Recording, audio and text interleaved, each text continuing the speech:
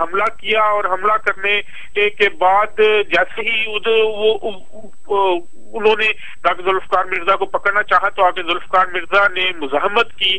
اس طرح ایک لوہے کا جو راڈ ہے انہوں نے اٹھایا ہوا تھا وہ ایک صحافی کے لگا اور وہ زخمی ہوا. ڈاکٹر ذوالفقار مرزا جو ہے ان کی مزاحمت کی وجہ سے وہ ان کا کہنا ہے کہ وہ بچ گئے. ایک مکہ ان کو بہرحال ڈاکٹر ذوالفقار مرزا کو لگا لیکن وہ محفوظ رہے ہیں اور اس وقت پولیس جو ہے ان کا بیان قلم بند کر رہی ہے. اچھا، وہ جن افراد نے ان پر حملہ کیا ہے حلیے سے وہ بظاہر پاکستانی دکھائی دے رہے تھے یا برٹش تھے، اس بارے میں کچھ معلوم ہو سکا؟ جو ہمیں موقع پر موجود لوگ ہیں ان کا یہ کہنا ہے، ان کا یہ بتانا ہے کہ یہ جو دیکھنے میں ان لوگوں نے ان کو دیکھا ہے ان کا کہنا ہے کہ وہ پاکستانی ہی ہے.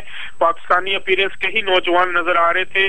دو نے ہوڈ پہنا ہوا تھا، انہوں نے کیپ لی ہوئی تھی اور اس لیے ان کے چہرے جو ہے وہ جزوی طور پر نظر آ رہے تھے، لیکن جو تین نوجوان تھے وہ پاکستانی ہی جو سامنے آئے تھے ان سے ہاتھ ملانے کے بہانے وہ پاکستانی ہی نظر آ رہے تھے. پولیس نے ان کی سی سی ٹی وی فوٹیج کے ذریعے ان کی تصاویر حاصل کر لی ہیں اور پولیس کا یہ کہنا ہے کہ وہ ان نوجوانوں کو جلد گرفتار کر لے گی. اس طرح یہ واقعہ مانچسٹر میں پیش آیا. مانچسٹر میں ان کا یہ آج جلسہ تھا. جلسے میں تقریباً 300 سے 400 لوگ موجود تھے اور اس جلسے کے بعد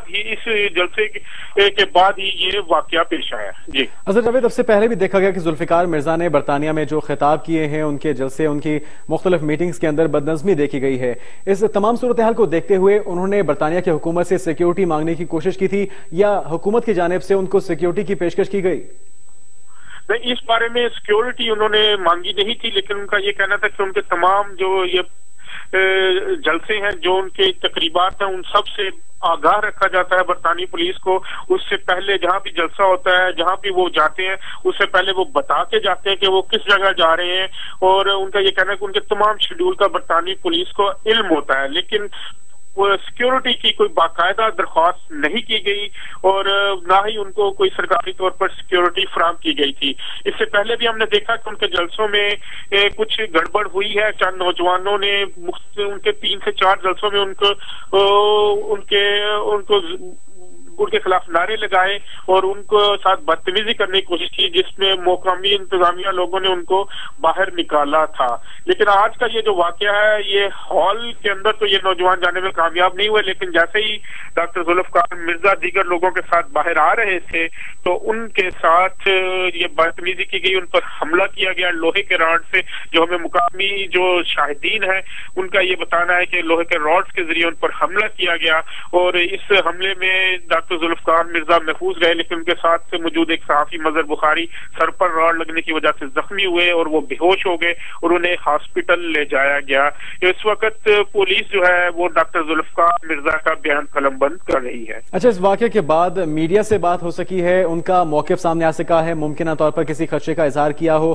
کون لوگ ہو سکتے ہیں یہ ڈاکٹر اپنے جو بیان میں تو پولیس کو بیان دیا ہے اس کی جو تفصیلات ہمیں ملی ہیں اس کے مطابق ذوالفقار مرزا نے اپنے اوپر حملے کا الزام ایک سیاسی تنظیم پہ لگایا ہے، پاکستان کی سیاسی تنظیم پہ لگایا ہے اور ان کا کہنا ہے کہ ایم کیو ایم کے جو ورکرز ہیں وہ اس حملے میں ملوث ہیں. ان کا یہ کہنا تھا کہ وہ اس سے پہلے بھی اس سیاسی تنظیم حملے کرنے کی کوشش کرتی رہی، ان کے جلسوں میں گڑبڑ کرنے کی کوشش کرتی رہی اور ان کا ذوالفقار مرزا کا کہنا ہے کہ اس واقعے میں بھی وہی تنظیم ملوث ہے. اچھا، ممکنہ طور پر اب برطانوی حکومت کا کیا رد عمل ہو سکتا ہے اس ناخوشگوار واقعے کے بعد؟ کیونکہ ذوالفقار مرزا کے اوپر حملہ کیا گیا ہے، ان کو مارنے کی کوشش بھی کی گئی ہے. کیا ان کو سیکیورٹی پرووائڈ کی جا سکتی ہے یا ان کو واپس پاکستان جانے کے لیے کہا جا سکتا ہے؟ ممکنہ طور پر برطانیہ کی حکومت کا رد عمل کیا ہو سکتا ہے؟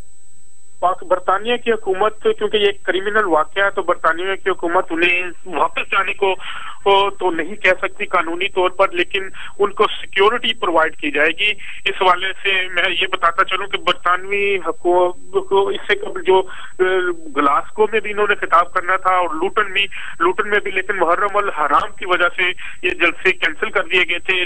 ڈاکٹر فہمیدہ مرزا بھی لندن پہنچ چکی تھی تو ڈاکٹر ذوالفقار مرزا کا جو پروگرام تھا کہ وہ آج رات اس جلسے کے خطاب کے بعد واپس لندن آ رہے تھے اور انہوں نے یہاں آ کے اپنی اہلیہ کو جوائن کرنا تھا. تو اس ساری صورتحال میں پولیس جو ہے ان کو اب سیکیورٹی پرووائڈ کرے گی اور جہاں پر بھی وہ جائیں گے ان کو سیکیورٹی مہیا کی جائے گی. لیکن پاکستان واپس آنے کے بارے میں पुलिस जो है वो उनको कानूनी तौर पर कोई हदायत नहीं कर सकती, क्योंकि वो बाकायदा वैलिड वीजे पर यहाँ मौजूद है। उन्होंने कोई इश्तिहार अंगेजी नहीं की, बल्कि उनके ऊपर हमला हुआ है और उन्हें मारने की कोशिश की गई है। तो यह बरतानवी हुकूमत का फर्ज है कि वो इसकी तफ्तीश करेगी और डॉक्टर जुल्फकार मिर्जा को सिक्योरिटी भी प्रोवाइड की जाएगी। अच्छा, ये भी जानना चाहेंगे आपसे अजहर जावेद कि उनकी अहलिया स्पीकर कौमी असम्बली फहमीदा मिर्जा भी क्या इस जलसे में उनके साथ थी?